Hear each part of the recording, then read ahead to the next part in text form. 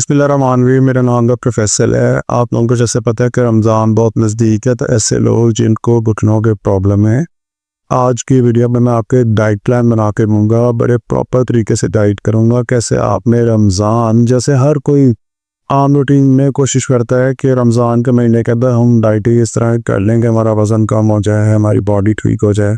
तो क्यों ना जिन लोगों को घुटनों में दर्द है, जिनको जोड़ों के प्रॉब्लम है, मैं आपको इस तरह का एक प्लान गाइड करूँ कि जिसको फॉलो करके अपने घुटनों के आर्थराइटिस के प्रॉब्लम, अपने घुटनों के ग्रीस के जो इश्यूज़ हैं, घुटनों में जो कार्टिलेज का प्रॉब्लम, मेरे घुटनों के दर्दों के प्रॉब्लम है, आप इस एक महीने के अंदर, क्योंकि आप ना जो हमारी घुटनों का प्रॉब्लम है, इसको अगर इसकी अगर डाइट को फॉलो करना हो ना, तो हम एक प्लान को लेके फॉलो नहीं कर सकते। तो रमज़ान से हमें ये मिल जाता है कि हमारे पास एक महीने का टाइम है, हमने इस एक महीने के अंदर ये तरतीब बना के ये चीज़ें खानी है, इस टाइम पे ये खाना है, इस टाइम पे ये खाना है।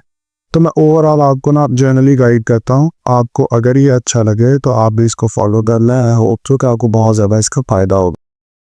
बेसिकली जिन लोगों के घुटनों के अंदर दर्दें होती हैं, इसकी मल्टीपल रीजंस होती हैं कि घुटनों में ग्रीस कम हो जाती है, पक्कों में खिंचाव होता है, लिगामेंट्स का प्रॉब्लम होता है, वो घुटने के इर्द गिर्द काफ़ी कुछ लगा होता है। लेकिन ये स्पेसिफिकली उन लोगों के लिए ज़्यादा अच्छी वीडियो होगी जिनको घुटने में ग्रीस का प्रॉब्लम है, जिनको घुटनों में कार्टिलेज का प्रॉब्लम है। अब यहाँ पे सवाल आ जाता है कि हमें अगर ग्रेड 4 है या ग्रेड 3, अगर आपको ग्रेडिंग नहीं पता कि घुटनों में ग्रीस के प्रॉब्लम की ग्रेडिंग क्या होती है, उसमें मैं ऑलरेडी वीडियोज़ बना चुका हूँ, आप लाजमी देख लीजिएगा ताकि आपको समझ आ सके कि मैं क्या बात कर रहा हूँ। चाहे आप किसी भी स्टेज के ऊपर हैं, अगर आप डाइट को अपनी को ठीक रखते हैं, तो डाइट एक ऐसी चीज़ है कि इसका कोई नुकसान नहीं है। हम आमूरी में तो खा रहे होते हैं घर में खाने, लेकिन अगर हम यही सही चीज़ें खा लें जो हमारे घुटनों के लिए अच्छी हैं, तो उससे हमें बहुत ज़्यादा फ़ायदा होगा। जो चीज़ें हम सप्लीमेंट से ले रहे होते हैं हम खान से ले लेंगे।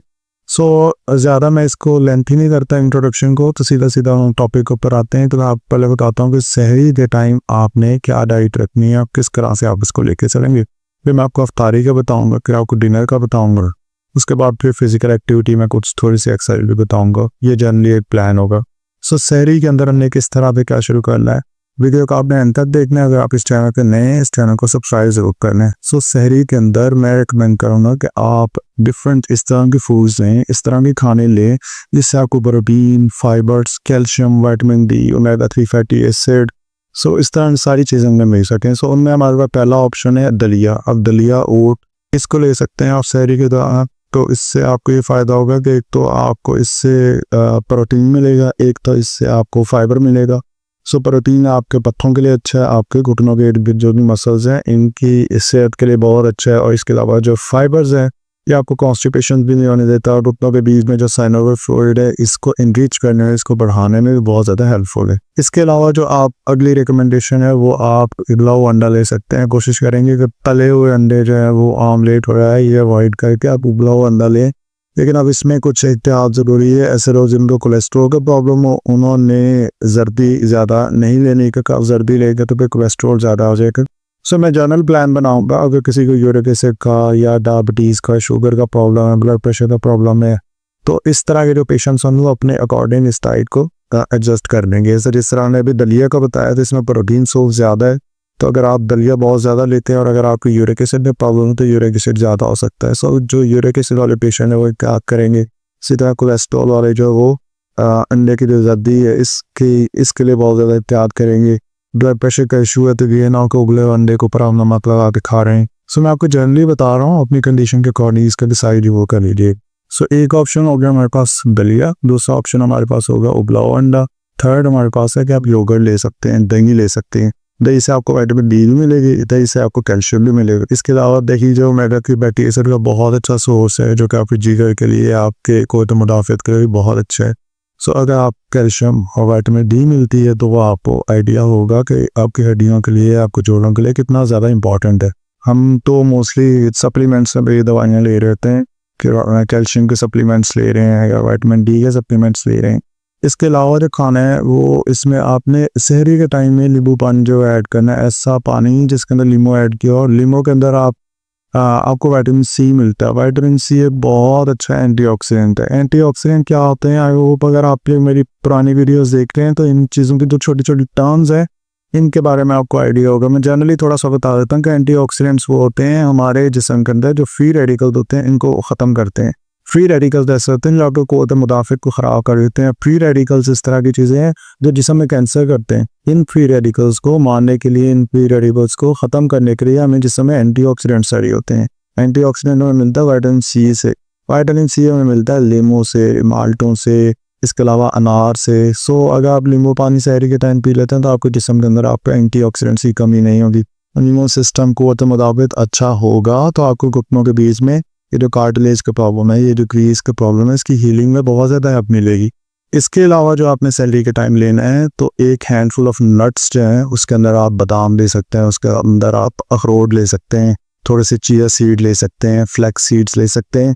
अच्छा, अब ये जो फ्लैक्स सीड, अलसी के बीज वगैरह, ये इसमें ना ऑलरेडी बड़ी डिटेल में वीडियोस बनाई हैं, हो आप वो देख चुके हैं। अगर नहीं देखी तो मैं नीचे डिस्क्रिप्शन में लिंक दूंगा। अच्छा, अब अलसी के बीज हैं या फ्लैक्स सीड्स, अब इसका मतलब ये नहीं है एक ही दिन इनको सारा ले लेना है। 30 रोज़े हमारे पास, 30 दिन है रमज़ान के अंदर, तो मैं आपको जनरली काफ़ी सारे ऑप्शन बता रहा हूँ जो आप डे बाई डे अपने अकॉर्डिंग आप एडजस्ट कर लेंगे। लाइक एक दिन अगर आपने कुछ बादाम लिया है, अगले दिन आपने अखरोट ले लिए, कुछ दिन बाद आपने काजू ले लिए, उसके बाद आपने थोड़े से फ्लैक्स सीड्स ले लिए, अलसी के बीज ले लिए, चिया सीड ले लिए, टीवी ले लिए। इस सारी वो चीज़ें हैं जिनके अंदर बहुत अच्छी क्वांटिटी के अंदर कैल्शियम है, विटामिन डी है, विटामिन B12 है, ओमेगा 3 फैटी एसिड है। सो ये सारी वो चीज़ें हैं जो कि आपको घुटनों की कार्टिलेज के लिए, घुटनों की क्रीज के लिए, घुटनों की हेल्थ के लिए, जोड़ों की हेल्थ के लिए बहुत ज़बरदस्त है। अच्छा, अब ये तो होगी वो चीज़ें जो कि हमें सहरी में लेनी है जिससे आपको ओवरऑल आपके घुटनों में आपको फ़ायदा होगा। लेकिन अगर आपको साइड में कोई इश्यूज़ हैं लाइक डायबिटीज़, यूरिक एसिड या ब्लड प्रेशर का, तो आपने एहतियात ज़रूर करनी है। अब कौन से खाने जो नहीं लेंगे, अब मैं आपको वो खाने बताता हूँ जो हम आम प्रोटीन में ले रहे होते हैं, जिसको हमें अवॉइड करना है। क्या पराठे ज़्यादा नहीं लेने हैं, पराठे ज़्यादा लेंगे ऑयली होगा, आपके घुटनों के लिए, आपके जॉइंट की लिब्रिकेशन के, कार्टिलेज के लिए सही नहीं है, उनको डाइजेस्ट करना भी ईजी नहीं होगा। और फिर दूसरा ऊपर से पराठे, ये डायरेक्टली चीनी है, ग्लूकोज है, जैसे आपके जिस्म के अंदर जाएगी इंसुलिन जो वो रेज्ड हो सकती है। इंसुलिन आपको लबलबा जो वो ज़्यादा से ज़्यादा इंसुलिन खारिज करेगा जो कि आपके जिस्म के अंदर फिर हीलिंग का जो प्रोसेस है उसको स्लो कर देगा। सो पराठे ज़रा अवॉइड करने हैं इसके अंदर। इसके अलावा चीनी को अवॉइड करना है। ये जो अभी मैं पीछे बता रहा था पराठे का या रोटी का या चीनी का, ये सारी चीज़ें ग्लूकोज एक ही चीज़ है। ये आप इसको अगर बहुत ज़्यादा लेंगे चीनी को तो भी आपके जिस्म के अंदर जो इम्यून सिस्टम है प्रॉपरली वर्क नहीं करेगा कि वो आपको जॉइंट्स के अंदर हीलिंग कर सके। इसके अलावा कुछ लोग हैं जो फास्ट फूड्स को बहुत ज़्यादा लाइक करते हैं, लाइक बर्गर हैं, पिज़्ज़े हैं या फ्राइज़ वगैरह, इन चीज़ों को अवॉइड करना, आपने इनको नहीं लेना। और लास्ट के ऊपर आप चाय पी सकते हैं और उस कोशिश करनी है कि उसमें ज़्यादा चीनी भी लेनी है। मेरी तरफ से रिकमेंडेशन ये है कि आप ग्रीन टी लें, ये भी बहुत अच्छी और बहुत ज़बरदस्त एंटीऑक्सीडेंट है। एंटीऑक्सीडेंट की समझ आइए कि हमारे जिस्म में फ्री रेडिकल्स को ख़त्म करती है जो कि क़ुव्वत मुदाफ़िक के निज़ाम को आपके हेल्प करती है। एंटीऑक्सीडेंट्स में क्या आपको जिस्म में कोई भी हीलिंग का प्रोसेस है, कोई भी जरासीम को मारने में आपको जो दिफाई निज़ाम है, इम्यून सिस्टम है, इसकी हेल्प करती है ताकि हमारा क़ुव्वत मुदाफ़िक का निज़ाम जो सही से प्रॉपरली काम कर सके। अच्छा, मैं कोशिश कर रहा हूँ कि जल्दी मैं आपको सारे के सारे पॉइंट्स बता दूँ। ऑलरेडी मैं एक वीडियो बना चुका हूँ जिस वीडियो के अंदर मैंने सारे आपको खाने बताए हैं कि कौन से खाने आपके घुटनों की क्रीज के लिए बेटर हैं। एक एक पोर्शन को बड़ी डिटेल में कवर किया है। ये मैं जनरली सिर्फ बना रहा हूँ रमज़ान के लिए। अगर आपने वो वीडियो नहीं देखी ना कि जनरली हमने खोल से खाने हैं तो आप लाजमी देखिए। मैं वीडियो का एंड पिन भी करूँगा, नीचे कमेंट्स में डिस्क्रिप्शन में लिख भी दूंगा। वो वीडियो बड़ी इंपॉर्टेंट वीडियो है। तो ये जो मैं जर्नली थोड़ा सा बता रहा हूँ ना कि ग्रीन टी के अंदर आपको ये फ़ायदा होगा, ग्रीन टी के अंदर क्या इंग्रेडिएंट होते हैं, क्या ग़िज़ाई अज्जा होते हैं, ये सब कुछ मैंने उस वीडियो का कवर किया है। अच्छा, ये तो हो गया हमारा सहरी का प्लान कि सहरी के अंदर हमने क्या कुछ लेना है। मैंने आपको इतनी सारी चीज़ें बताई हैं, आप अपने अकॉर्डिंग इसको एडजस्ट कर लेंगे कि पहले दिन मैंने क्या लेना है, अगले दिन मैंने क्या लेना है। नेक्स्ट अब है अफ्तारी का टाइम। अफ्तारी के टाइम के अंदर आपने स्टार्ट करना है खजूर के साथ। खजूर से आपको इंस्टेंट आपके जिस्म के अंदर एनर्जी मिलेगी। इसके बाद जो दूसरा ऑप्शन है हमारे पास कि आपने इसके साथ लेना है नींबू पानी। नींबू पानी से एंटीऑक्सीडेंट मिलेगा। कैसे, किससे मिलेगा? आपके नींबू से मिलेगा। नींबू के अंदर क्या है? Vitamin C. विटामिन सी क्या है? एंटीऑक्सीडेंट। एंटीऑक्सीडेंट क्या करता है? आपके इम्यून सिस्टम की हेल्प करता है, बॉडी से फ्री रेडिकल्स को कम करता है। अच्छा, कोशिश करनी है अब ये नहीं करना है कि नींबू पानी पी ले अंदर इतनी चीनी डली हुई है। अगर चीनी डली हुई है वो कोई फ़ायदा ना हो। शुगर रेज्ड होगी ना आपके अगर स्टोमिक के अंदर तो इंसुलिन आ जाएगी पेंक्रियास से निकल के, लबलबा से निकल के। सो हमारा जो सारा पर्पज़ है उस वहीं पे ख़त्म हो जाएगा। ये आपने नहीं करना बिना चीनी के, या फिर बहुत हल्की चीनी जितनी हो सके। अदरवाइज़ आप चीनी के बगैर इसको लेंगे तो बहुत ज़्यादा आपको फ़ायदा होगा। इसके बाद आप फ्रेश जूस ले सकते हैं। फ्रेश जूस बेसिकली है तो इसके अंदर बहुत ही चीनी लाइक आप डायरेक्टली अगर ले रहे हैं ना तो, लेकिन रमज़ान के अंदर ये होता है कि जब हमें इतनी देर की फास्टिंग की हो रही है तो फिर हमें थोड़ी बहुत चाहिए होती है। तो फ्रेश जूस के ज़रिए जब आप लेंगे तो ये इजी टू डाइजेस्ट है और आपने एक गिलास से लेना है, चाहे वो आप माल्टे का जूस लेने हैं, चाहे आप पपाया का लेने हैं, चाहे वो सेब का लेने हैं, सो एक फ्रेश जूस का गिलास ले सकते हैं। इसके बाद आप थोड़े से सैलड, ख़ास तौर पे जो फ्रूट सैलड है वो मैं रिकमेंड करूँगा। उसमें फ्रूट सैलड के अंदर आपने कौन कौन से फ्रूट्स ऐड करने हैं, जैसे ब्लूबेरीज़ हैं, चेरीज़ हैं, स्ट्रॉबेरीज़ हैं, अनार है, इस तरह की चीज़ें आप ऐड कर सकते हैं। वो जो मेरी वीडियो है ना जिसके अंदर मैंने सारे खाने बताए हैं जो घुटनों के कार्टिलेज के लिए, ग्रीस के लिए बड़े इंपॉर्टेंट है, वो लाजमी देखिएगा। आपको ये जो फ्रूट सैलड बनाना है ना, इसके अंदर कौन से खाने रखने चाहिए वो एक एक खाने की समझ आ जाएगी कि किस खाने के अंदर मुझे क्या मिलेगा, मेरे घुटनों के लिए क्या चीज़ ठीक है। अभी मैं आपको जनरली ये बता रहा हूँ कि आपने फ्रूट सैलड बनाना है, इसका आपको बहुत ज़्यादा फ़ायदा होगा। कौन से फ्रूट सेलेक्ट करने हैं और स्पेसिफिकली उसमें से सिलेक्ट कर सकते हैं। जनरली मैं आपको बता रहा हूँ कि आप स्ट्रॉबेरीज, ब्लूबेरीज, चेरीज़ और अनार ये विटामिन सी से भरे हुए हैं। साथ में थोड़ा नींबू रखें, थोड़े से माल्टे रखें, ये बहुत ज़बरदस्त चीज़ें हैं जो कि आपके घुटनों के लिए, आपके ओवरऑल हेल्थ के लिए, आपके मसल्स के लिए बहुत अच्छी हैं। अच्छा, इसके अलावा एक बड़ी ज़बरदस्त चीज़ आप यखनी को ऐड कर सकते हैं। और यखनी कौन सी, हड्डियों की जो यखनी है, हड्डियों का जो शोरबा है वो थोड़ा सा ऐड करें इफ्तारी के अंदर। एक तो आपका स्टमक खाली है जब आप हटने, अच्छा अब एक तरफ मैं बता रहा हूँ आपने जूस लेना है, साहब ने आपको बताया यखनी लेना है। अब इसका मतलब ये जूस के साथ आपने यखनी ले लेनी है। मैं आपको जनरली बता रहा हूँ ये 30 डोज़ हैं हमारे पास। एक दिन अगर आप जूस ले रहे हैं तो अगले दिन आप यखनी ऐड कर सकते हैं। सो काफ़ी सारे पॉइंट में बताया, इसको मिक्स ना कर दीजिएगा।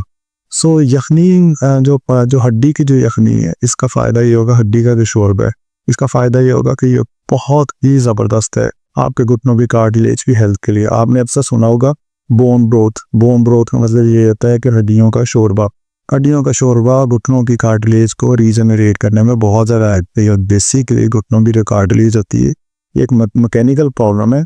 जो मैकेनिकल प्रॉब्लम होता है ये खानों से, दवाइयों से इतनी जल्दी ठीक नहीं होता, लेकिन जब आप खाने ठीक कर लेते हैं तो वो जो वेयर एंड टेयर डैमेज का प्रोसेस है कि स्टेज बनते हो, ये डूबते हो, आप 3 और 4 पे बहुत लेट पहुंचेंगे। लेकिन अगर आप अपने खाने ठीक नहीं रखते, चीनी खा रहे, तो वो जो वेयर एंड टेयर हो रहा है ना, जो टूट रही है, जो कार्टिलेज टूट रहा है या हड्डियाँ कमज़ोर हो रही हैं, तो आपके इम्यून सिस्टम को, क़ुव्वत मुदाफ़अत के निज़ाम को टाइम ही नहीं मिलेगा आपको रिपेयर करने का। उससे नुकसान क्या होगा कि आप जो स्टेज 1 या 2 पे हैं, 3 पे, 4 पे बहुत ही जल्दी पहुंचेंगे। ये जो 4 पे पहुंचना है ना, आप 60 साल 65 साल की उम्र के बाद पहुंचे तो फिर ठीक है, एक्सेप्टेबल है। लेकिन अगर आप 40 साल 45 साल की एज के अंदर ग्रेड 3-4 में फिर रहे ना, तो ये बहुत गलत बात है। इसमें कोई और कसूरवार नहीं है, कोई और आप ये नहीं कह सकते हो मुझे कोई डॉक्टर नहीं अच्छा मिला, ये नहीं मिला। खाने तो वो है ना जो हम डेली घर में खा रहे थे, अब एटलीस्ट अपने खाने ठीक कर लें, इससे आपको ये होगा। अच्छा, वेयर एंड टेयर होनी है, सब के घुटने खराब होते हैं, सब के प्रॉब्लम्स होते हैं, एज जैसे जैसे ज़्यादा होती है। किसके किस एज में होंगे वो सारा डिपेंड करेगा। अब आप इस एग्जांपल ले लें कि इमरान खान, उनकी एज 76 है, 77 है, 76-77 साल है, लेकिन आप उनको देखें ना फिजिकली वो कितने फिट हैं। क्यों फिट हैं? डाइट, खाना और फिजिकल एक्टिविटी, इन 2 चीज़ों की वजह से। देखेंगे हमारा आम कंसेप्ट है कि 40 साल 50 साल गुजरने के बाद जो बुढ़ापा स्टार्ट हो गया, ये ऐसा कुछ नहीं होता। अगर आप अपना खाना और फिजिकल एक्टिविटी ठीक रखेंगे, अब अपने घुटनों को, अपनी हड्डियों को और पट्टों की सेहत के लिए आप बहुत ही ज़बरदस्त एडिशन कर देते हैं अपनी बॉडी के साथ कि आप अपने आप को दवाइयों से बचा लेते हैं, आप अपने घुटनों को बचा लेते हैं। अच्छा, अब ये तो वो चीज़ें होंगी जो कि आपने इफ्तारी के अंदर फॉलो करनी है। अब आप इसको ऑर्गेनाइज कर लीजिएगा कि किस दिन मुझे क्या लेना चाहिए। नेक्स्ट है कि क्या चीज़ें हैं जो नहीं खानी है। अब वो मैं आप चीज़ें बताता हूँ जो हम खाते हैं इफ्तारी के दौरान, जो ज़्यादातर नॉन रूटीन में फॉलो करते हैं। जिनको घुटनों का प्रॉब्लम है ना, उन्होंने अवॉइड करना है एक तो पकोड़े और साथ में फिर समोसे, इसके अलावा तले हुए फ्राइज़, ये सब कुछ हमारे जो टेबल है उसके ऊपर पड़े हुए होते हैं। हम ना चाहते हुए भी चलो जी आज 1-2 समोसे खा लेते हैं, थोड़े से पकोड़े खा लेते हैं। अगर आपको प्रॉब्लम है ना, घुटनों का प्रॉब्लम है, एहतियात जो इलाज से बेहतर है। आपने अपने खाने ठीक करने हैं प्लीज़। इसके अलावा कोल्ड ड्रिंक्स, ये तो ऐसे सजा के रखी होती है ना कि हमने बस पीनी यही है। हालांकि मैंने अभी शुरू में बताया ना आपको क्या फ्रेश जूस ले सकते हैं, नींबू पानी लें, उसके अंदर चीनी ना डालें, इस तरह की चीज़ें लें जी। आप ना रमज़ान का हेल्थ वाइज बहुत ज़्यादा फ़ायदा उठा सकते हैं अगर आप ऑर्गेनाइज्ड वे नहीं चलेंगे। और ऑर्गेनाइज्ड वे आपको किसी और महीने में नहीं मिल सकता जो आपको रमज़ान में मिल सकता है। कि इस टाइम पे खाना है फिर इस टाइम पे खाना है, ये आपके टाइम फिक्स हो गए हैं। इन टाइम में आप इतना ज़बरदस्त इसको ऑर्गेनाइज कर सकते हैं। आम रूटीन में तो ये होता है कभी सुबह नाश्ता किया 2 घंटे बाद अब मुझे क्या खाना चाहिए, अब मुझे जी बड़े मेरे सेहत के लिए अच्छे हैं, मुझे बादाम खा लेने चाहिए। 1 घंटे बाद अब जी मेरी सेहत के लिए बड़ा अच्छा, मुझे अखरोट खा लेनी चाहिए। वो तरतीब नहीं होती। हर टाइम आपका लबलबा जो पेंक्रियाज है वो इंसुलिन ही सिक्रीट करता है। ये जो कंटिन्यूसली इंसुलिन सिक्रीट होती है आपके पेंक्रियाज में से, इसे इंसुलिन रेजिस्टेंस कहते हैं। इसके बाद आपका जिस्म आदी हो जाता है कि भाई अभी थोड़ी देर बाद कुछ ना कुछ खाने को मिलेगा। ये जो आपको फास्टिंग होगी ना, आपको पता है डॉक्टर्स रेकमेंड करते हैं कि इंटरमिटेंट फास्टिंग करें। ये फास्टिंग बहुत ज़बरदस्त आप रमज़ान के दिनों में कर सकते हैं। इससे वेट लॉस होगा, वज़न कम होगा तो घुटनों पे प्रेशर आना कम हो जाएगा, कितना ज़्यादा फ़ायदा होगा आपको। इस तरह के खाने, ये जो आपको मीठा मीठा नज़र आ रहा है, ये जैसे हमारे केक पड़े हुए होते हैं या फिर कप केक्स बने हुए होते हैं या फिर बिस्कुट्स पड़े होते हैं, शुगर से बड़ी हुई जो चीज़ें हैं इनको अवॉइड करना आपने इफ्तारी की तरह। एक बहुत इंपॉर्टेंट चीज़ ये है कि जैसे ही रोज़ा खुलने के फ़ौरन बाद, जैसे रोज़ा खुलता है ना फ़ौरन बाद ना इतना ज़्यादा खाते हैं, लाइक एक स्पीड से इतना ज़्यादा खाते हैं, ये आपके जोड़न के लिए इतना ख़तरनाक है। घुटनों के ऊपर, जोड़न के ऊपर बहुत बुरा प्रेशर डालता है, जिसकी वजह से घुटनों में वेयर एंड टेयर का प्रोसेस ज़्यादा हो जाता है। इसलिए आपने अफ्तारी के दौरान एक तो हल्की एहतियात से और हेल्दी चीज़ें खानी है और बड़ा आराम से खाना है, जितना हो सके, जितना पॉसिबल हो। अच्छा, ये तो हो गया सहरी और अफ्तारी का। अब मैं आपको बताता हूँ डिनर के अंदर आप क्या कर सकते हैं। डिनर में ना हमारी टेबल इस तरह से सजी हुई होती है, इसमें इतने सारे ऑप्शंस होते हैं, बट मैं आपको जनरली कुछ ऑप्शन बता देता हूँ जो बड़े हेल्दी हैं, बड़े ज़बरदस्त हैं। आप उनको फॉलो करके अपनी डिनर भी ठीक कर सकते हैं रमज़ान के दिनों के अंदर। डिनर के अंदर आप ग्रिल चिकन यूज़ कर सकते हैं, एक पीस ले लें थोड़ा सा। इसमें आपको बहुत अच्छी, इसके अंदर आपको जो है बहुत अच्छी क्वांटिटी के अंदर प्रोटीन भी मिलेगा। एक तो ऑयल बहुत कम हो गया, यानी आपने तला हुआ ज़्यादा नहीं लेना है, साथ में लीमू भी लें ताकि ईजी टू डाइजेस्ट हो जाए। एक तो ये आप ग्रिल आप चिकन ले सकते हैं, ग्रिल फिश ले सकते हैं। ये ऑप्शन में क्यों बता रहा हूँ, ये एक दिन में नहीं लेंगे। ऑप्शन इसलिए बता रहा हूँ कि आप मल्टीपल डेज के अंदर इसको डिवाइड दे सकते हैं।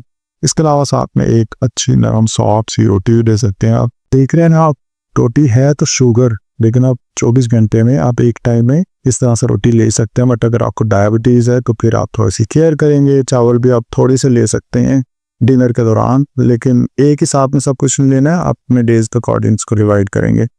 चावल के अंदर आपको मैं खास तौर पर रेकमेंड करूँगा ब्राउन राइस, ये इजी टू डाइजेस्ट है, कम जो शुगर होती है इनके अंदर। इसके अलावा जो भी खाना खा रहे हैं साथ में आपने सैलेड लाजमी लेना है। सैलेड का आपको ये फ़ायदा होगा, फाइबर मिलेंगे तो ये बहुत ही ज़बरदस्त तरीके से आपके जितने भी कार्बोहाइड्रेट्स हैं या ग्लूकोज हैं, जो चीनी है, इसको ईजीली हज़म कर सकते हैं। रोटी को मैं चीनी कह रहा हूँ, इसको हज़म करने में हेल्प कर सकते हैं अगर आपने साथ में सैलेड लेना है। तो सैलेड में इतनी ज़बरदस्त आपको आइडिया बताऊँ, सैलेड के ऊपर आप थोड़े से चिया सीड, थोड़े से अलसी के बीज, इनको छिड़क लिया करें। जो आप डायरेक्टली खाएंगे ना, चिया सीड या फ्लैक्स सीड, ये अलसी के बीज वगैरह, इसको मैं पूरी वीडियो बना चुका हूँ। अक्सर लोग हैं जिनको पता ही नहीं है कि अलसी के बीज क्या है, फ्लैक्स सीड्स क्या है, चिया सीड क्या है। तो वो आप जो मेरी मेवे और बीज वाली वीडियो है ना, उसके अंदर मैंने बड़ी डिटेल से सारे के सारे कवर किए। आप इसके ऊपर ना थोड़ा छिड़क के वो खा लेंगे, वो बहुत ज़बरदस्त होगा। अगर आप यही बीज, flax seed, chia seed directly चम्मच इसका खाते हैं, अलसी के बीज को पीस के खाते हैं, तो उनको ना डाइजेस्ट करना और एक तो मज़ा नहीं आएगा, उस तरह से टेस्ट भी ज़बरदस्त ही बनेगा। और आप सैलेड के ऊपर छिड़क लेंगे, दही के ऊपर थोड़ा सा छिड़क लेंगे, कोई स्मूदी या शेक वगैरह बनाओ उसके ऊपर छिड़क लेंगे, तो आपको जिसम में न्यूट्रिशन भी चली जाएगी और टेस्ट भी खराब नहीं होगा। इसके अलावा जो आप डिनर के अंदर भी आप दही ले सकते हैं, बहुत अच्छे source of calcium, vitamin D, omega 3 fatty acid, इसके ऊपर भी अच्छी ऐसी फ्लैक्स सीड्स तो थोड़ा छिड़क करते हैं। तेल छिड़क सकते हैं आप अपने सैलेड के ऊपर, तेल जो होता है छिड़क लें। कैल्शियम बहुत अच्छी क्वांटिटी के अंदर आपको मिल जाएगा, साथ में फाइबर होंगे, इजीली डाइजेस्ट भी हो जाएगा, हजम भी हो जाएगा। ठीक है। अच्छा, अब जो चीज़ें आपने डिनर के अंदर अवॉइड करनी है, उसके अंदर तली हुई और ज़्यादा ऑयली, जैसे बिरयानी नहीं खानी, जैसे निहारी, कौरमे, तेल से भरे हुए खाने, ये अवॉइड करने हैं। अब क्योंकि कुकिंग के लिए ज़रूरी है कि ऑयल भी ज़रूरी है, तो आप ऑलिव ऑयल को यूज़ करें, जैतून का तेल यूज़ कर सकते हैं, आप कोकोनट ऑयल को यूज़ कर सकते हैं। उसकी वजह ये है कि हेल्दी फैट्स होते हैं, हमारा जिस्म, हमारा मैदा इसको इजीली एब्जॉर्ब कर सकते हैं। लेकिन जिन लोगों को कोलेस्ट्रॉल के इश्यूज़ हैं वो थोड़ा सा एहतियात करेंगे। चाहे किसी भी किस्म का ऑयल है, आप उसमें थोड़ी सी केयर करेंगे, अपना कोलेस्ट्रॉल इंक्रीज़ नहीं कर लेना आपने। कहीं ये ना हो कि हम अपने घुटने ठीक करने के चक्कर में कुछ और ख़राब कर लें। इसके अलावा घुटनों की अगर दर्दें जोड़ों के अंदर करते हैं, पट्टों का प्रॉब्लम है, तो आपने तरावी नमाज के लिए जाना है, अगर आपको घुटनों में दर्द है बहुत ज़्यादा है, बैठ के नमाज पढ़ें। लेकिन अब मैं एक बात बताऊँ इसके अंदर, जैसे ही आप एक रकात पढ़ लें ना, ये नहीं होना चाहिए अगर आप कुर्सी पर बैठे नमाज पढ़ रहे हैं जी 20 की 20 रकातों में आप बैठें, उठ ही नहीं रहे हैं, जैसी एक रकात हो जाए कोशिश करें कि थोड़ी देर के लिए कुर्सी से उठ जाएं, फिर वापस बैठ जाएं।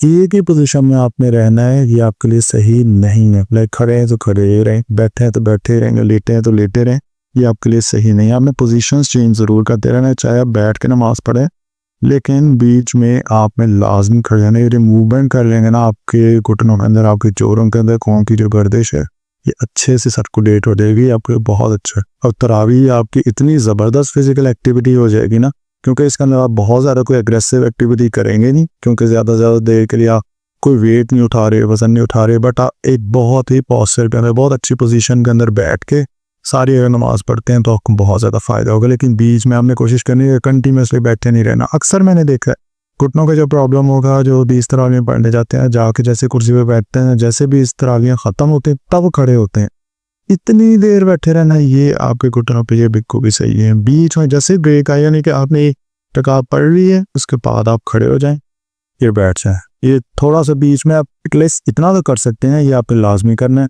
और ऐसे लोग जिनको घुटनों का स्टेज 1 या 2 है, तो कोशिश करें कि आप बिना कुर्सी का नमाज पढ़ने की कोशिश करें। अगर पेन बहुत ज़्यादा है तो एटलीस्ट खड़े रहें, जब आप रुकू में जाना है या फिर आपने सजदे में जाना है उस टाइम आप कुर्सी पे बैठ जाएं, बाकी आप खड़े होकर पढ़ें, तो इसका आपको ज़्यादा फ़ायदा होगा। बाकी आप अपने अकॉर्डिंग इसका एडजस्ट कर लीजिएगा। कुछ भी ऐसा नहीं करना कि दर्द बढ़ जाए या कोई मसला हो जाए, क्योंकि यूट्यूब या फिर ऑनलाइन जो वीडियोस देखते हैं ना, कुछ ऐसी चीज़ें होती हैं जो मेरे पेशेंट्स भी कुछ मतलब प्रॉब्लम कोई और होती है, कर कुछ और लेते हैं, उससे प्रॉब्लम बढ़ जाती है। आपने कुछ ख़राब नहीं करना है, मकसद मेरा सिर्फ आपको गाइड करना है कि हम एक पूरा प्लान बनाएं कि रमज़ान से हम ज़्यादा से ज़्यादा फ़ायदा लें अपने घुटनों के लिए, अपने जीवन की हेल्थ के लिए। अच्छा, ये तो चीज़ें हो गई सहरी की, इफ्तारी की, डिनर की और तरावी की। फिर सोने से पहले मैं रिकमेंड करूँगा आपको ग्रीन टी दे, एंटीऑक्सीडेंट आपको मिल जाएगा।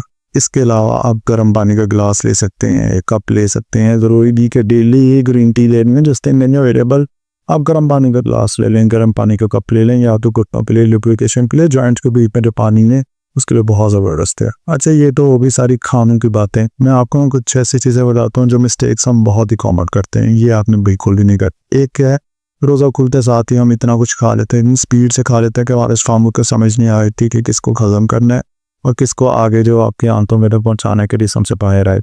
पानी इतना भी था, पहले तो स्टार्ट ही ये था कि पानी के जग को मुँह लगाया और बस, फिर जब वो ख़त्म हो रहा है फिर इसको उतार दिए। ये मैं सबकी बात नहीं कर रहा हूँ, लेकिन अक्सर लोगों के इश्यूज़ हैं। जिन लोगों के इश्यूज़ हैं वो बड़े अच्छे से इस चीज़ को समझ रहे हैं। दूसरा, खाते ही जैसे अफ्तारी हो गई वहीं पे लेट जाते हैं, या दस्तरखान पे लेटे होते हैं, या फिर इस तरह साइड के ऊपर फ़ौरन से लेट जाते हैं। उसकी रीज़न ये होती है, जब आपके ना स्टोमक में बहुत ज़्यादा खाना चला गया, हमारे जिस्म का पूरे का पूरी ब्लड सप्लाई स्टोमक की तरफ करी जाती है कि ये खाना है, इसको हजम करना है। जब इस तरह से ब्लड सप्लाई चली जाए तो हमारा ब्रेन जो है उसकी तरफ उस फ्लो में ब्लड नहीं जा रहा होता जिस फ्लो के अंदर नॉर्मल रूटीन में जाता है। सो उससे क्या होता है कि हमें एक बनूदगी और एक इस तरह की फीलिंग आती है कि जैसे नींद आ रही है, हम वहीं पे सो जाते हैं या वहीं पे लेट जाते हैं। सो ये बिल्कुल नहीं करना। जिनको ग्रेड 1 और 2 का आर्थराइटिस है वो थोड़ा सा वॉक वगैरह कर लें, बट 3 और 4 वाले वॉक को अवॉइड करें। अगर घर में स्टेशनरी साइकिल है ना, उसको पे बैठ के बिना किसी रेजिस्टेंस के, बिना किसी जोर के हल्का हल्का सा उसको मूव करते रहें। फ़ौरन से लेटना नहीं है, इससे ये होगा कि फिर प्रॉपर्ली खाना जो भी आपने खाया होगा वो हजम नहीं होगा। तीसरी जो गलती हमसे बहुत ज़्यादा होती है, हमें रमज़ान के दिनों के अंदर डिहाइड्रेशन हो जाती है, पानी की कमी हो जाती है। उसकी वजह यह है कि हम सहरी के दौरान तो अच्छा पानी पी लेते हैं या अफ्तारी में पी लेते हैं, बीच में हमने इतना गैप होता है पानी नहीं पिया होता। तो मेरी रिकमेंडेशन ये है कि जैसे अफ्तारी हो, अफ्तारी के बाद आपने पानी पिया, अफ्तारी से लेके सोने तक आपने अपने साथ पानी वाली बोतल रखनी है, थोड़ा थोड़ा सिप लेते रहे। पानी को आपने इस तरह से पीना है कि आपकी बॉडी के अंदर अब्सॉर्ब हो। ये नहीं होना चाहिए कि पानी पिया और यूरिन के रास्ते बाहर आ गया, कोई फ़ायदा नहीं है इस तरह से फिर पानी पीने का। आपने पानी इस तरह से पीना है, आपने एक सिप ली, तकरीबन 5-1 मिनट के बाद फिर सिप ले लिया, आपने अपने साथ बॉटल रखी है, आप चाहे 1 लीटर पिए चाहे 2 लीटर पिए, बट इस तरह से पिए कि आपकी बॉडी उसको जज़ब करे। डिहाइड्रेशन आपको नहीं होनी चाहिए। डिहाइड्रेशन अगर होगी ना, आप जितना कुछ भी खा रहे हैं, मैंने अभी बताया था ना आपको, आप ड्राई फ्रूट खा रहे हैं, जैसे फ्रूट में आपके पास जैसे बादाम है, जैसे अखरोट है, जैसे चिया सीड है, फ्लैक्स सीड है, इनको हजम करने के लिए पानी की बड़ी ज़रूरत होती है। अगर पानी की कमी होगी तो ये तो सब हजम नहीं होंगे। कोई भी चीज़ अगर आपकी बॉडी के अंदर है और वो हजम नहीं हो रही है, वो जहर है आपके लिए, वो सही नहीं है। हजम हो रही है तो वो बहुत बेनिफिशियल है। अगर आप साथ में पानी पियेंगे, जितने मैंने ड्राई फ्रूट्स बताए हैं, इजीली अब्सॉर्ब हो जाएंगे, इजीली डाइजेस्ट हो जाएंगे। इसके अलावा जो लोग गलती करते हैं इनके रमज़ान में, जो मुझे रोज़ा है मैं तो कोई एक्सरसाइज नहीं कर सकता, ये तो बिल्कुल गलत बात है। एक्सरसाइज करें, आप एक्टिव रहें, नॉर्मल रूटीन में रहें। रमज़ान में रोज़े को आपने अपने आप पे इस तरह हावी नहीं करना कि मैं कोई जी बहुत बड़ा इस तरह पे काम कर रहा हूँ जो बहुत ही डिफरेंट है। रोज़ा रखा है आपने, रहना आम रूटीन में, आपने फील करना है भूख को, इंटरमिटेंट फास्टिंग को, आपके जिस्म को लगना चाहिए कि आपने रोज़ा रखा है। सो इसके अंदर आपने एक्टिविटीज़ और एक्सरसाइजेस करनी है। अब कौन सी एक्सरसाइजेज और कौन सी वर्जिशें करनी चाहिए वो सब मैं आपको थोड़ा सा गाइड करता हूँ। 3 सिंपल सी वर्जिशें हैं जो कि आप घर में कर सकते हैं। आप रमज़ान की मदद से अपने वज़न को कम कर सकते हैं। जब आपका वज़न कम होगा उसका क्या फ़ायदा होगा, आपके घुटनों के ऊपर जोर नहीं आएगा। आपका वज़न फ़र्ज़ करें 90 किलो है, ये तो 2 मन से भी ज़्यादा हो गया। अक्सर लोगों का तो 100 किलो से भी ऊपर होता है। 3-3 मन का वज़न आपको घुटनों के ऊपर आ रहा होता है और आप कहें जी मैं फ़लाँ सप्लीमेंट्स ले रहा हूँ, ये ले रही हूँ, ये वाला खाना खा रहा हूँ, और या फिर ये वाली मैं बड़ी बाहर से मैंने मंगवाई है, बड़े ज़बरदस्त सप्लीमेंट्स हैं, इनसे मेरे घुटने ठीक हो जाएंगे। 3 मन का वज़न उठा रहा है आपका घुटना, या 2 मन का वज़न अगर आपको घुटना उठा रहा है तो वो कैसे ठीक होगा। सो इसका बेस्ट सोल्यूशन क्या है कि आपको घुटनों के ऊपर आने वाला जो वज़न है इसको कम करें। वो कैसे कम होगा, आपके खानों से, आपके अपनी डाइट प्लान से। रमज़ान बहुत अच्छा आपके पास अपॉर्चुनिटी है इसको ऑर्गेनाइज कर लें। अब आपने वर्जिश कौन सी करनी है, सिंपल वर्जिशें हैं, मैंने प्रीवियस अपनी जो वीडियोज़ है घुटनों वाली उनके अंदर भी बताई थी। ये मैं एक फ्लो में आपको बता रहा हूँ तो इसको आप लाजमी फॉलो कीजिएगा। सो पहली एक्सरसाइज है, इस तरह के आप बॉल ले लें, आम ही रूटीन में मिल जाती है। आप अपने घुटनों के नीचे रखें और इसको ज़ोर से दबाना है, 10 सेकंड के लिए होल्ड करना है। 6 से 7 दफ़ा 8 दफ़ा ये एक्सरसाइज करें। असर की नमाज के बाद कर सकते हैं आप, जैसे लेटे हुए आप ये मूवमेंट्स करें। आपके घुटनों के ऊपर और पट्टों के ऊपर बहुत ही ज़बरदस्त स्ट्रेंथ ट्रेनिंग होगी जो कि आपके घुटनों के लिए बहुत अच्छी है। इस तरह के बॉल आपको इजीली मिल जाएगा। ये नहीं है तो कोई करने को तकिया लेके नीचे रखते हैं, ठीक है। ये एक्सरसाइज करें। इसके बाद यही बॉल आप अपने घुटनों के बीच में रखें, इसको 2 से अंदर की तरफ दबा लें, 10 सेकंड के लिए होल्ड करें, 6 से 7 दफ़ा ये भी एक्सरसाइज करें। पेन नहीं है, इस रेपिटेशन को बढ़ा लें, यानी कि पहले रोज़े के ऊपर आप इसको 6 से 7 दफ़ा कर लें, दूसरे रोज़े पे आप 10 से 12 दफ़ा कर लें, तीसरे रोज़े पे आप 15 से 20 दफ़ा कर लें, आखिरी रोज़े के ऊपर आप 150 तक भी जा सकते हैं। बिल्कुल आराम से करें, बढ़ा नहीं लेना है, अपनी दर्दों को ख़राब नहीं कर लेना, अपने घुटनों को बिल्कुल आराम से करें। और इसमें अब कोई नुकसान नहीं है क्योंकि आपके घुटनों को मूवमेंट नहीं हो रही है। इनको हम भी आइसोमेट्रिक एक्सरसाइज भी कहते हैं। इसके बाद आपने जो लास्ट एक्सरसाइज है उसे हम हैमस्ट्रिंग स्ट्रेच करते हैं। इस स्ट्रेचिंग से ये फायदा होगा कि आपकी टांग के अंदर बहुत ही अच्छी सर्कुलेशन होगी। आपने कोई टावल तोड़िया बाहर लेके अपने पाँव के साथ बांध के इसको ऊपर बिल्कुल सीधा कर लेना। आप देखें आपका घुटना इसमें मूव हो रहा है या नहीं, बिल्कुल भी मूव नहीं हो रहा ना। आपने ऐसी कोई वर्जिश नहीं करनी अगर आपको घुटनों का आर्थराइटिस का प्रॉब्लम है जिसके अंदर आपके घुटने हिल रहे हो। सो अगर आपने ये वीडियोस नहीं देखी ना फिर जिसके अंदर मैंने बताया था घुटनों की आर्थराइटिस के लिए कौन सी वर्जिशें हैं, तो आप लाजमी देखिएगा, उसमें मैंने सारी वर्जिशें कवर की हैं, अच्छी खासी क्वांटिटी के अंदर उसके अंदर एक्सरसाइज है। सो ये था जनरल एक प्लान। इसके अलावा एक एक्सरसाइज, ये एक्सरसाइज मैं बहुत ज़्यादा रिकमेंड करता हूँ उन लोगों को जिनको घुटनों के अराउंड जो पट्टे कमज़ोर हैं, क्योंकि पट्टे अगर आपके ठीक हो गए तो घुटनों को प्रेशर कम आएगा। सो इस तरह का रबर बैंड ले लेना है आपने, घर के अंदर अगर ना हो तो कुछ साइकिल की ट्यूब या टायर की ट्यूब इस तरह की चीज़ निकाल के अपने पाँव के टांग के इर्द गिर्द बांध के अपने टांग को खोलें, 10 सेकंड के लिए होल्ड करें, इसको खोल के टांगों को वो के 10 सेकंड के लिए होल्ड करें, 6 से 7 दफ़ा करें। पहले दिन 6 से 7 दफ़ा आगे से बढ़ाते जाएं, 30वें रोज़े तक इसको भी 100 दफ़ा करें तो इतना ज़्यादा फ़ायदा होगा। पहले दिन से ये नहीं होना चाहिए आज ही मैंने सब कुछ करना है, वरना अगले दिन आपको खुरियाँ पड़ जाएंगी। सो ये था एक जनरल प्लान उन लोगों के लिए जिन लोगों को घुटनों के अंदर प्रॉब्लम है, घुटनों में ग्रीस के मसाइल हैं, कि हमें रमज़ान को अपना किस तरह से दे के चलना है, कौन सा डाइट प्लान फॉलो करना है। अच्छा, मैंने अपनी तरफ से बड़ी ट्राई की, इतना कुछ था कि ऑर्गेनाइज करिए मैंने आपको बता दूँ, लेकिन अगर कुछ मिस कर रहा ना, आपको लगता है आपको घुटनों में प्रॉब्लम है, आपने पिछले रमज़ान में या आपके ख्याल में यार ये अगर करें ना तो मैंने फ़ायदा होगा, क्योंकि सारे ही यहाँ पे मोस्टली वही आएंगे इस वीडियो के ऊपर जो पेशेंट्स हैं, जो जिनको घुटनों का प्रॉब्लम है। नीचे आपने कमेंट्स में बताना है कि यार ये अगर मैं करूँ ना तो इससे मुझे फ़ायदा हुआ था, कोशिश करनी है हमें दवाइयाँ और ऐसी प्रोडक्ट्स जो महंगी हैं इस तरह की चीज़ों की जिक्र नहीं करने हैं, क्योंकि बड़े लोग होते हैं जो कि एक तो ले नहीं सकते, फिर दवाइयों को मैं रेकमेंड नहीं करता आपको कि आप किसी के कमेंट्स के पढ़ के आप दवाइयाँ ले रहे हैं। आप ऐसी चीज़ें नहीं जिसका आपको फ़ायदा हो, ऐसा कुछ नहीं लेना जिसका कोई एविडेंस ना हो, जिसका कोई सबूत ना हो। सो आपने वो चीज़ें अवॉइड करनी है। नीचे कमेंट्स में बताइएगा आपको किन चीज़ों से फ़ायदा हुआ है, कोई चीज़ अगर मैं मिस कर गया हूँ तो आप इसमें एडिशन करें। आप कहाँ से हैं ये भी लाजम बताएं। अगर आप मुल्तान से हैं तो आप मेरे क्लिनिक पे विज़िट कर सकते हैं। अगर मुल्तान से अलावा किसी शहर से हैं तो आप व्हाट्सएप पे रब्ता करके, डिस्क्रिप्शन में नंबर दिया हुआ है उस पर रब्ता करके आप डायरेक्टली मेरे साथ वीडियो कंसल्टेशन भी कर सकते हैं, जिसमें मैं आपको डायरेक्टली आपके कंडीशन के अकॉर्डिंग काफ़ी सारी चीज़ें गाइड कर दूंगा। अब ये तो हो गया स्पेसिफिक रमज़ान के रिलेटेड आपको जो डाइट प्लान है, लेकिन अगर आपने जर्नली देखना है आम रूटीन में 12 महीने में आपको कौन से खाने खाने चाहिए, क्योंकि आपके घुटनों के लिए, आपकी हड्डियों की कमज़ोरी के लिए, आपको पट्टों की सेहत के लिए बहुत ज़बरदस्त है। तो वो मैंने अलग से एक वीडियो बनाई है जो अभी आपको साइड के ऊपर शो हो जाएगी, पिन कर रहा हूँ इसी वीडियो के एंड के ऊपर, नीचे डिस्क्रिप्शन में भी दूंगा। आप वो वीडियो लाजमी देखें। अगर आप इस चैनल पे नए, इस चैनल को सब्सक्राइब कर लें एंड फ्रेंड्स ऐसा ही वीडियो लाजमी शेयर करनी है, क्योंकि जिनको भी घुटनों में दर्दें होती हैं मैं समझ सकता हूँ। मैंने अपने क्लिनिक पे इतने सारे मरीज इस तरह के देखे हैं कि कितनी शदीद पेन होती है जिनको आर्थराइटिस या घुटनों की ग्रीस का प्रॉब्लम होता है। आप इस चैनल पे नए, सब्सक्राइब करें। Thank you so much for watching this video.